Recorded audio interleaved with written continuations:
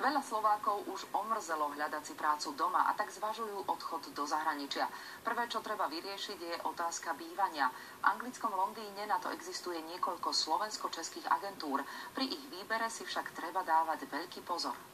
Slovákov nájdete po celej Veľkej Británii. Veľa z nich prichádza do Londýna, kde prvýkrát vidia, ako budú bývať. Většinou Češi a Slováci bydlí v barákách. Tady bydlíme v baráku, který trošku vypadá jak z filmu Harryho Pottera. Aleš a Maťo si vybrali bývanie na vlastnú pesť v Anglicku, čo to zažili a tak vedeli, ako na to. Toto je naša obývačka, pracovňa, herňa, múzeum.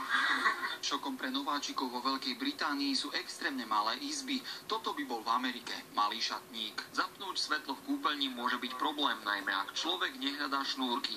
Tie Angličania majú z dôvodu bezpečnosti. Toto sa nemusím ani představovat, to je anglická specialita, teplá studená voda, to si musíš namíchať. Když se opaříme, pak se ochladíme. Aby ste bývali v Londýne sami, musíte byť zbehlí, mať pevné nervy, vedieť anglicky a dokázať, že na to budete mať.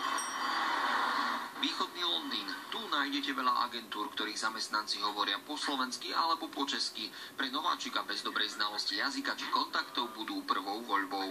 Výhodou agentúry môže byť aj to, že sa postará o nehnuteľnosť, tak ako v tomto prípade, kedy po silnom vetre padlo oplotenie na záhrade. Že majitel má o jednu starost míň.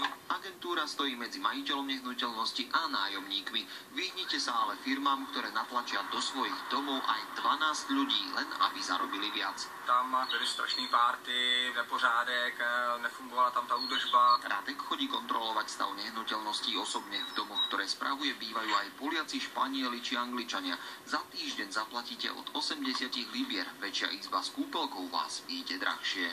Z Londýna Marek Gabonaj, televízia Joj. Aj vy si